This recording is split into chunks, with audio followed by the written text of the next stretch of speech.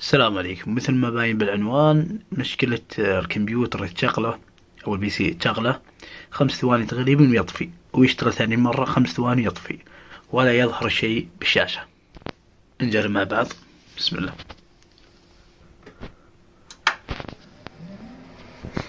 اشتغل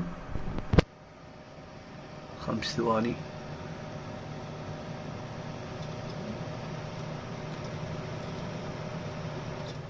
طفى.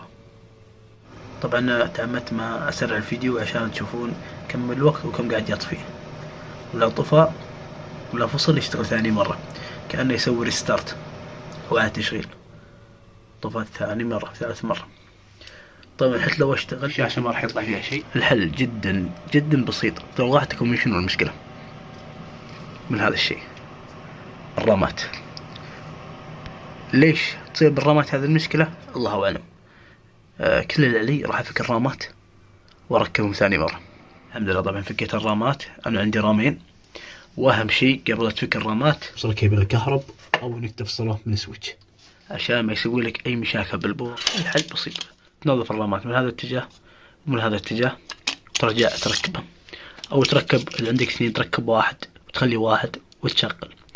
طبعا راح أطبق جميع خطوات ونشوف مع بعض. بسم الله ونجرب. طبعا ركبت واحد وبعدين إن شاء الله الثاني.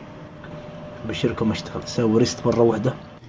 قاعد أسوي تحميل للبايوس لأن طفى كثير، فالبايوس جربت أفضيه بعد، أفضيه من الشحنة، فلازم أسوي أبديت للبايوس، مو تحديث، يعني يكون ملف يسحبه داخل المذر بورد. يخلص هذا إن شاء الله يشتغل. طبعا وهذا الثاني الحين ركبه إن شاء الله بعد ما يشتغل الجهاز.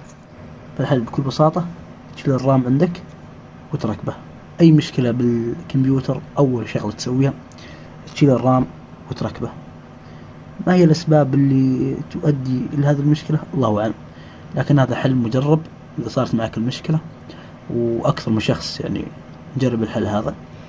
طبعا أهم شيء تعطينا لايك، أعطينا لايك تعليق مثل ما قلت لك، واشتراك.